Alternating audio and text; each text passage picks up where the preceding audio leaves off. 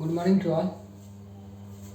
जिस तरीका से हम लोग लास्ट क्लास में ट्रांसफ़र ऑफ प्रॉपर्टी एक्ट 1882 का सम बेसिक टर्म्स यूज किए थे, समझे थे, आज हम लोग शुरू करते हैं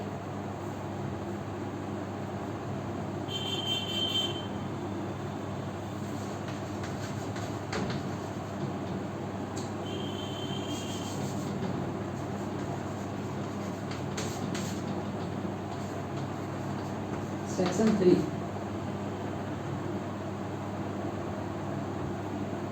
सेक्शन 3 बोलता है immovable property does not include standing timber, grass या growing crops.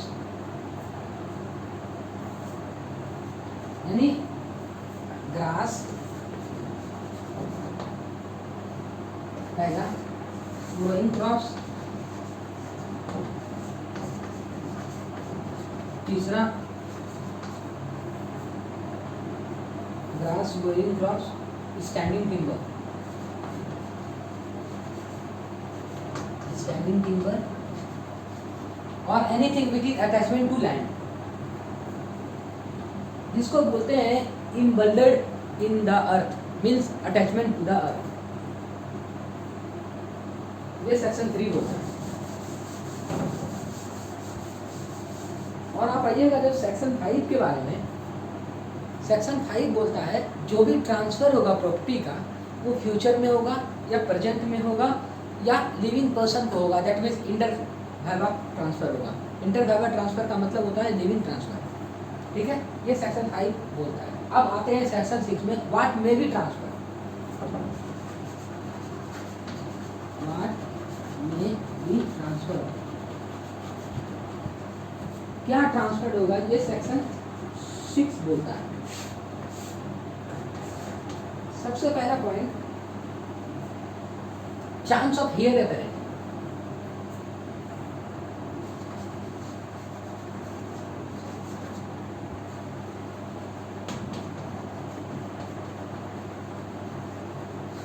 Here apparent, chance of legacy,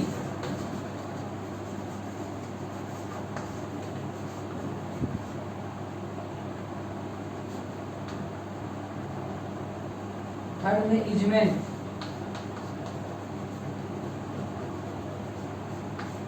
आते हैं chance of here apparent. Here apparent का मतलब होता है उत्तराधिकारी। जैसे मेरे पिताजी का प्रॉपर्टी मैं सोचता हूँ हम ही को मिलेगा और हमने पहले ही ट्रांसफर करने की एग्रीमेंट कर लिया है। This is not a valid agreement, ये वैलिड एग्रीमेंट नहीं है। ये चांस ऑफ हियर अपेरेंट होता है। उत्तराधिकारी होने का मतलब ये नहीं कि आप पहले ट्रांसफर करने के लिए प्रॉपर्टी को अधिकार मान लिया जाए। इसका मतलब इस केस में प्रॉपर्टी ट्रांसफर नहीं होगी। दूसरा मतलब होता है चांस ऑफ लीगेसी।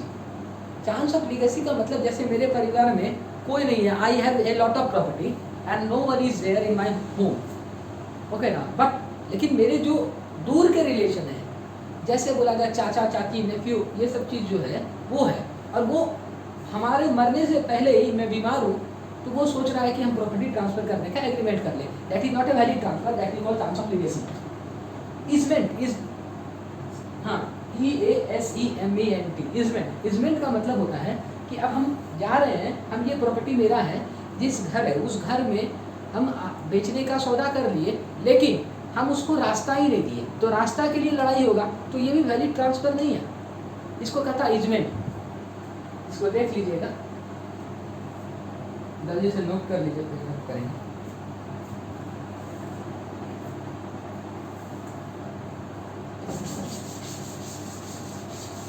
फिर चौथा आता है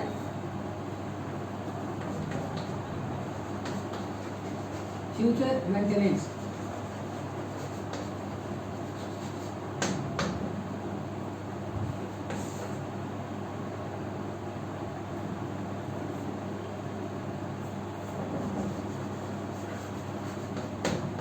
राइट ऑफ री एंट्री,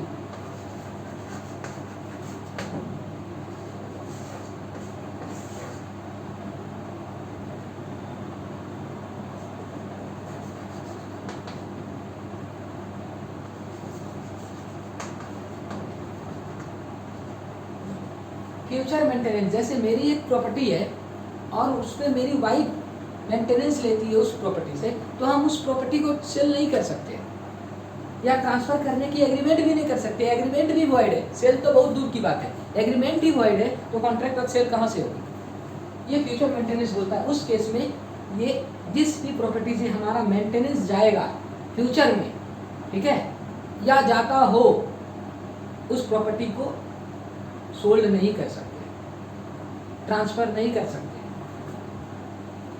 दूसरा है राइट ऑफ री एंट्री, यानी जैसे हम प्रॉपर्टी, अपनी प्रॉपर्टी लीज पे दिए किसी दूसरे को, लीज पे दे रहे हैं, तो लीज पे देते वक्त वो कितने साल की लीज होगी, 5 साल 6 साल, बाद में तो मेरे पास ही आएगी। राइट ऑफ री एंट्री मेरे पास है, अब री एंट्री दोबारा कर सकते हैं उस पर, ठीक है, 5 साल के बाद। तो हम वो आदमी, थर्ड आदमी उसको तो बेच नहीं सकता है।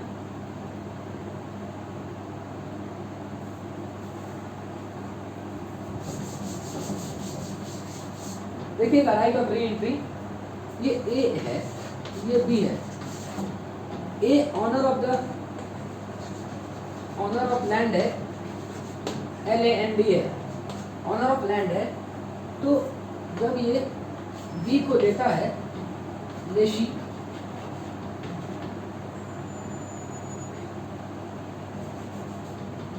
ठीक है, और ये लेशर होगा, LESSOR, लेशर और लेशी। तो ये दोनों के बीच में कॉन्ट्रैक्ट ऑफ लीज हुआ, और ये कॉन्ट्रैक्ट ऑफ लीज कुछ स्पेसिफिक समय के लिए हुआ। आफ्टर वो स्पेसिफिक समय होने के बाद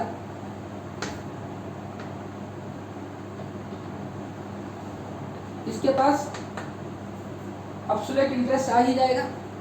लेकिन ये जो जब उस समय इसको लीज के लिए दिया था, तो लीज के लिए दिया गया था, तो लीज के लिए जो दिया गया था, तो उस वक्त कैसा इंटरेस्ट इसके ऊपर ट्रांसफर हुआ, लिमिटेड इंटरेस्ट ट्रांसफर हुआ ना,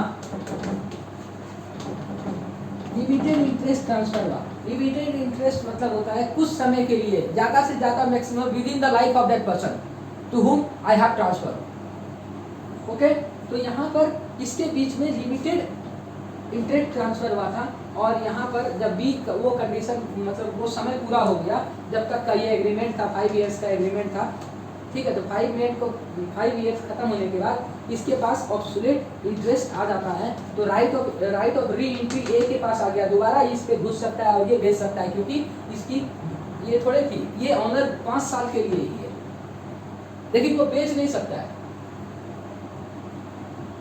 राइट ऑफ री एंट्री इसी को बोलता है। और पब्लिक ऑफिसर मतलब जैसे गवर्नमेंट ऑफिसर जो भी होते हैं, उनको गवर्नमेंट अपना एक रेलवे क्वार्टर देती है रेलवे लोग को, तो वो प्रॉपर्टी सब बिकती नहीं है, सेल नहीं होगी, ट्रांसफर नहीं होगी, इसी मतलब पब्लिक ऑफिसर।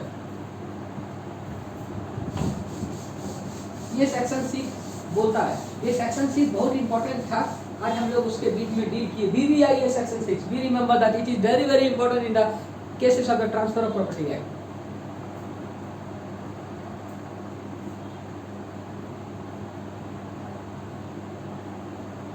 अब आते हैं section 7, person to whom property is transfer.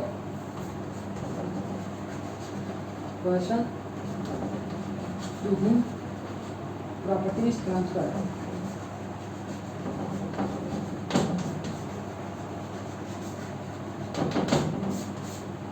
Person to whom property is transfer, कैसे, कौन सा पर्सन को प्रॉपर्टी ट्रांसफर किया जाए। पहली, ऑथराइज्ड पर्सन होना चाहिए।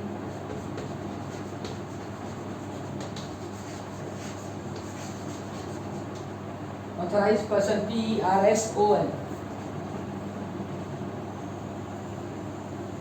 ये सेक्शन 7 बोलता है।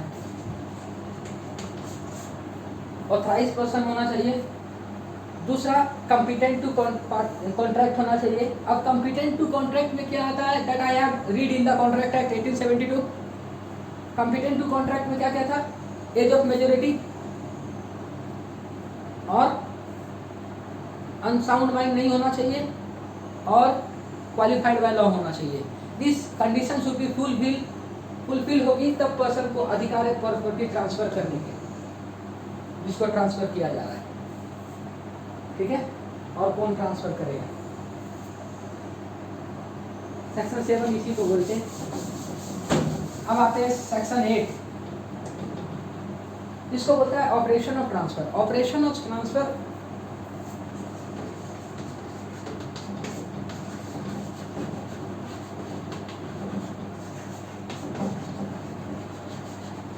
इसमें बोलता है जो प्रॉपर्टी का जैसे ट्रांसफर होता है तो उसके साथ साथ राइट भी चले जाता है, ठीक है, और पोजीशन भी चली जाता है, सब चीज चले जाता है, उसी को कहता है ऑपरेशन ऑफ ट्रांसफर। दूसरा सेक्शन 9 है ऑरल ट्रांसफर।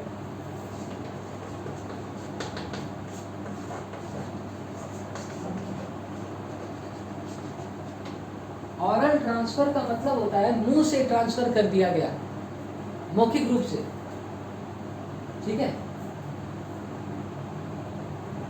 नोट करिएगा तो कर लीजिए, नोट करना है तो नोट कर लीजिए आप लोग।